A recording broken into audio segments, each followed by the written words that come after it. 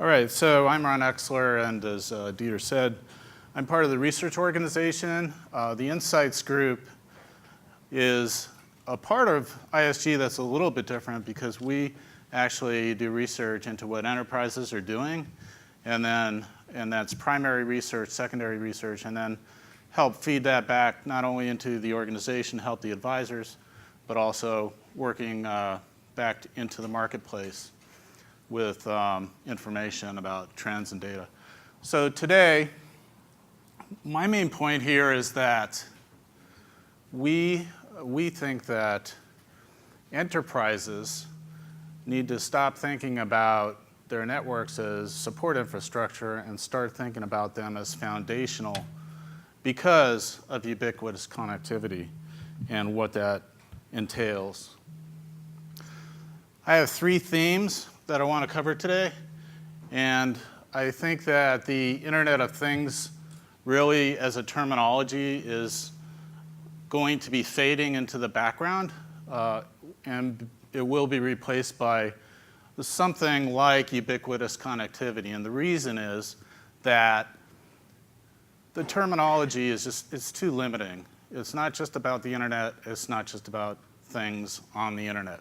It's much broader than that, and I think that we will see a movement to this concept of ubiquitous connectivity where things are connected, plus people are connected, plus almost any object can be connected, and not just to the internet, but to each other, to other networks, et cetera.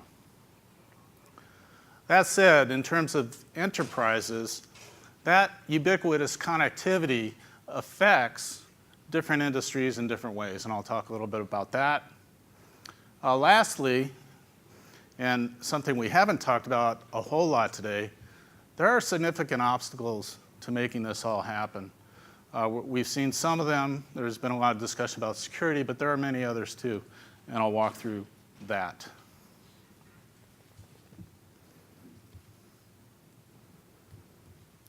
Bonus, I got my timer just started.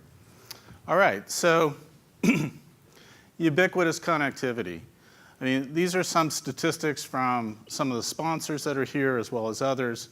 I mean, and we've heard today about the billions of devices connected. There's more devices than people connected to the internet. There's a tremendous growth in that. There's sensors, et cetera.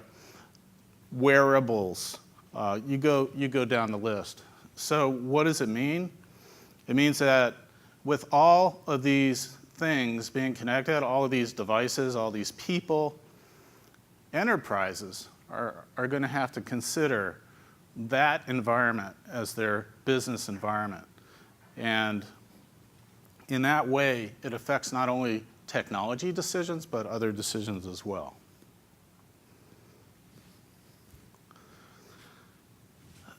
So part of the challenge is that people are always on. And I have 4 children, all of whom have gone through the teenage years. And I can tell you that this doesn't surprise me, this chart.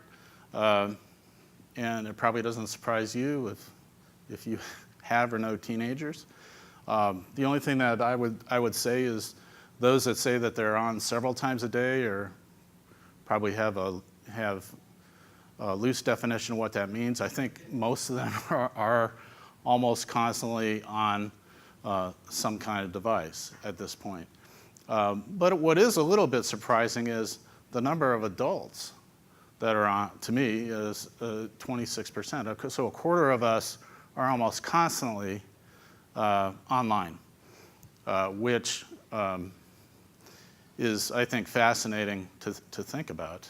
And so with all of that, of course, there's a lot of traffic that goes along with that, a lot of issues, et cetera. And of course, sensors are everywhere. So it's not just about being connected to the internet with your phone, but there are all these sensors, and they are, I know this looks like a Jeopardy board, but the point, and I'm not going to read everything or talk about everything, but the point is, whether it's a person or building or vehicles, public spaces and smart cities and even in the sky, we have a whole slew of different types of sensors, collecting data on a regular basis, 24/7, all the time. And so that creates opportunities. It creates opportunities with new data, new applications, and it also creates some challenges that we'll talk about in a bit. One of those challenges is that the network traffic explodes. And Cisco estimates on a regular basis what that looks like. You've probably all seen these charts. But the point here is that the growth, and I don't even know, can somebody tell me what a zettabyte means? Because I'm not really sure what that means, but exabyte even, it's big. So there's a lot happening there, a tremendous amount of growth for all those reasons in the network. So that, along the fact that there's data coming through those networks, but much of that data is not stored, and it may not be stored because it's not useful, but it may not be stored for other reasons. Also, not all the collected data is actually useful.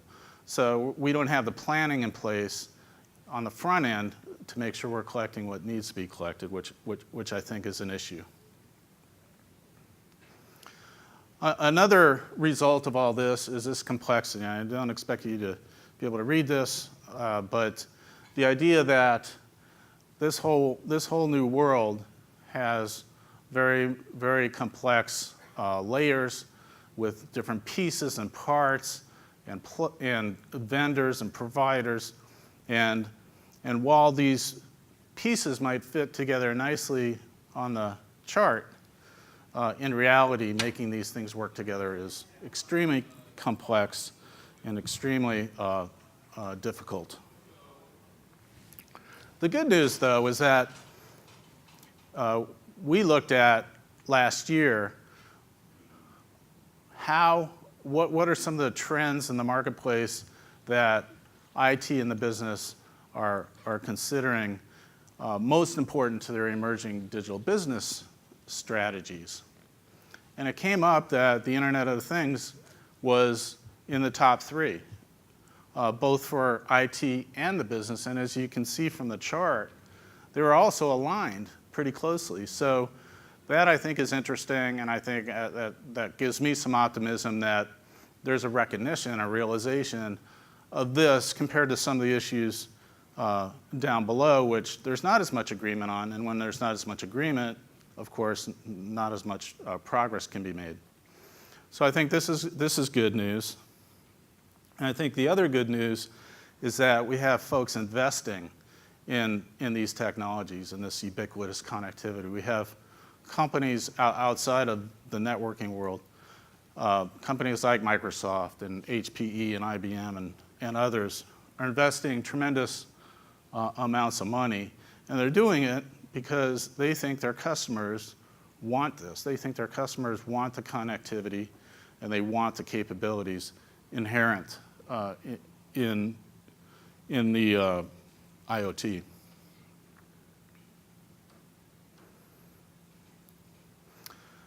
Oh, and I meant to say at the beginning, please, if I can see your hand, I will try to. The lights are pretty bright, but if you do have a question as I'm going on, please let me know. Happy to take questions along the way. So if you see something that doesn't make sense or you would like to add a point, certainly would love to hear from you. So in terms of 5G, I think there's been a fair amount of conversation today, but a lot's happening in terms of investments there from many of the companies in this room. One of the important pieces here is this standard effort, which standards came up earlier. I think standards are important to help solve that problem of the pieces not fitting together so well. So we're seeing some progress there. So this is a key area, of course, in terms of the ubiquitous connectivity and providing some capabilities there. And Mo said it earlier, I think one of the things that is overlooked that is super important is the latency capabilities of 5G and the many applications that adds to the possibilities in terms of the connectivity. So the second theme has to do with the fact that different industries are handling, are taking advantage of ubiquitous connectivity in different ways and at different paces. And this is a chart I put together which shows my thinking. You folks may have different ideas, and this is changing over time, of course. But the thought is that it's not the same for everybody in terms of different industries, and we'll talk more about this on the panel, some of the use cases. But we're certainly seeing, we have a service called Provider Lens, which is a research service that taps into the sourcing providers on different topics, and a recent topic was the Internet of Things. And those sourcing providers gave ISG use cases that they thought highlighted their capabilities. And we found through that the industries most represented were manufacturing, transportation, and also energy and utilities. So in those areas, we saw more use cases than the others, and we'll cover some of that later. Here's a couple of example use cases. Won't spend a lot of time on this, but we did hear a lot around workplace came up as well in terms of employee safety, tracking, and this is with wearables. It's with indoor sensors, et cetera. So a big workplace component to this aspect, which I think is interesting because so much of the workplace is indoors, and we might not think about the Internet of Things as an indoor capability necessarily, but it's becoming more and more so. And then some plant capabilities. I do think that indoors is a big deal, not talked about as much, but some of these networks, some of these location capabilities are different, outdoors and indoors. As you well know, when you walk into a building and you're looking at your GPS-based phone that gives you some location on a map, once you get in the building, it's dark. You don't know where you are necessarily. You usually don't know how to get around, et cetera. And that's because the GPS barely works in the city environment. Certainly doesn't work very well or at all in some cases inside. So there's other technologies that come into play that are listed here that have to be integrated and used, and the sensors have to be in the devices, et cetera. So there's a lot that goes into it. But since people spend so much time inside, a vast majority of our time is spent indoors, it's very important that we have capabilities for the connectivity, the ubiquitous connectivity indoors as well as outdoors. So what does the future hold? Well, I mean, we're seeing smaller, faster, all of these improvements, if you will. On the power aspect, I was just reading yesterday that we're even going to go to no power sensors. So sensors that get their power from vibration or radio signals or some other way. So whatever you think of as a limitation today, somebody's working on it, somebody's innovating, somebody's making it smaller, better, cheaper, faster. So that means a lot more devices, a lot more connectivity for lower cost, using less energy, things like that. So I think the future is fascinating. Last session emphasized the blockchain aspect of it, and that's going to help make all of this more secure. But all of this doesn't come easily or without a price, and I think that the last part of this, the third and last theme here, is that there are significant obstacles to making all this happen. And enterprises are going to be responsible for navigating all that, navigating the regulations, the laws, all the security, privacy the data management, all of that, the enterprises are going to have to figure out how to deal with that.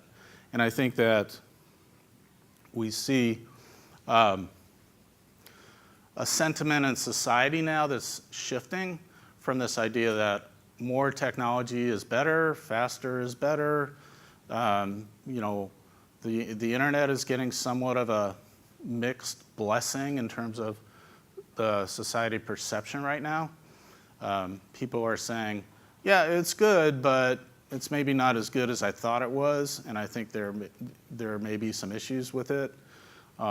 Even these big companies that provide services that depend on the connectivity, Apple and Facebook and Google, are coming out and saying, hey, you need to limit your time on these devices. You need to, we need to do a better job of controlling what's on them, that sort of thing. So it's an interesting time, I think, in terms of how society is reacting to all this capability. And it's creating a seed of doubt in some people that more is better, that the latest technology is better. In terms of 5G, I'm sure you're all aware of there's some local resistance to that. Folks don't want these new towers in their backyard. Some people think that there might be some, emissions issues. Whether it's true or not, people have the perception. So this is something that the industry has to deal with, but then also governments have to deal with it, and then of course the consumers. So some other things have happened too. Mo talked earlier about autonomous driving and how great it is, and it will save lives, absolutely. But there was an accident a few months ago where a pedestrian was hit by an autonomous vehicle, and it made the news, and everybody was all upset. And it's like, well, that's how society is perceiving some of this new technology. Now, you and I know that there will be thousands, if not tens of thousands of lives saved when autonomous vehicles are more prevalent out there, assuming they're built correctly, with the right algorithms and the right sensors, et cetera. But these are real issues that come up. The face recognition software, which is becoming used by law enforcement in this case. There's glitches. Sometimes these systems don't work properly, and Alexa accidentally recorded this woman's conversation and sent it to one of her contacts, which shouldn't have happened, but it did, because behind all of this is software built by humans, so we get mistakes.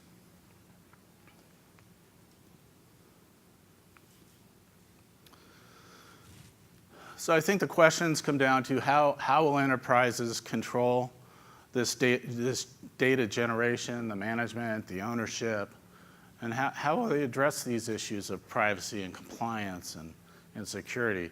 I mean, it's a lot for enterprises to have to deal with, but these are the issues when this is where the market is going. It's going to ubiquitous connectivity, and ubiquitous connectivity is a foundational element of doing digital business. So enterprises have to work to address these problems and challenges. Interoperability is a big one. I think the surveys that I've seen have shown that those that are involved in the development of these technologies and these applications for the Internet of Things think that the number one issue is interoperability. And then, of course, there's the challenge of building a business case. I mentioned the provider lens studies, and they asked the service providers to give back to ISG some information about the return on investment. How much were people saving? What was the productivity improvements? A lot of it came through as anecdotal. Folks aren't measuring it necessarily, or they're accepting improvements that are more incremental than revolutionary. So I think the business case side of this can be a challenge for enterprises, but it's one that's important to address.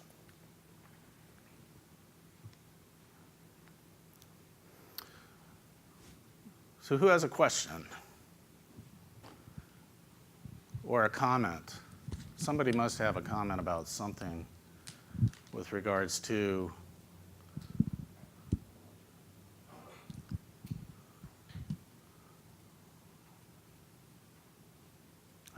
I can't see any hands, so there's one. All right, thank you.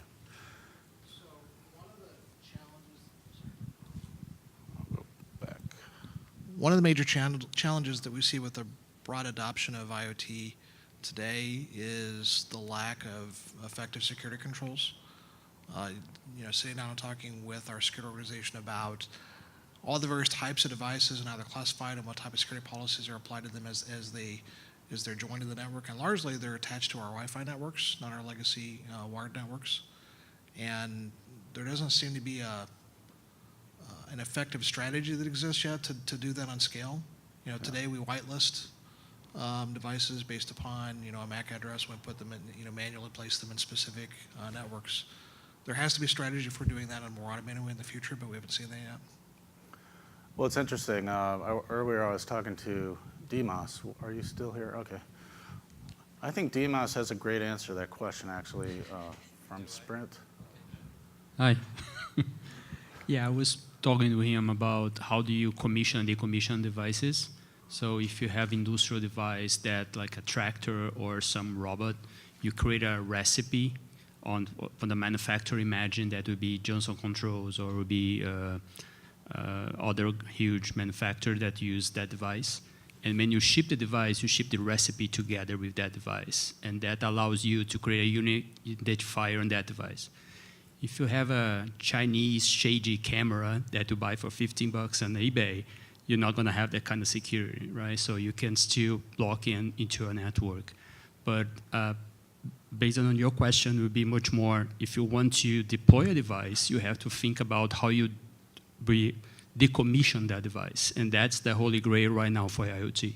So some companies are creating their own special recipes, and the others are using some kind of EICC specifications or by country or by region, right? Like Europe thinks a different way to decommission device that Latin America does and US does. We can talk later if you want to.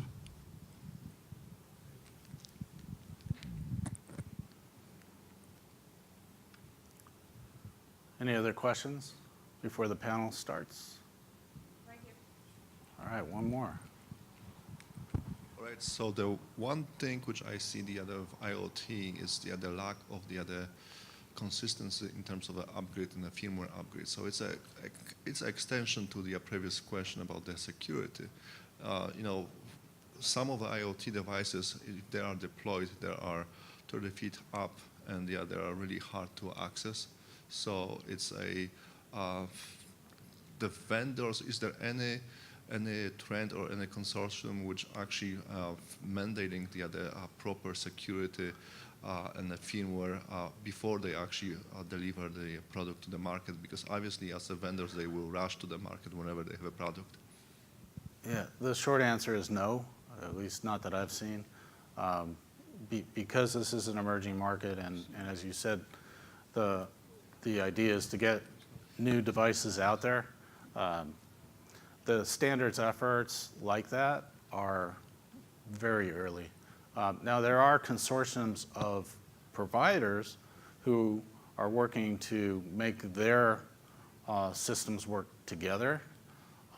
So it's kind of a standards effort, but not really, because it's just that group of providers. And as you saw in that one chart where you couldn't read any of the words, there's hundreds, if not thousands, of different pieces, providers that provide pieces to fit together. So I think that needs to happen, as you suggest, but it's still very early, and it's not happening yet, at least that I know of. All right.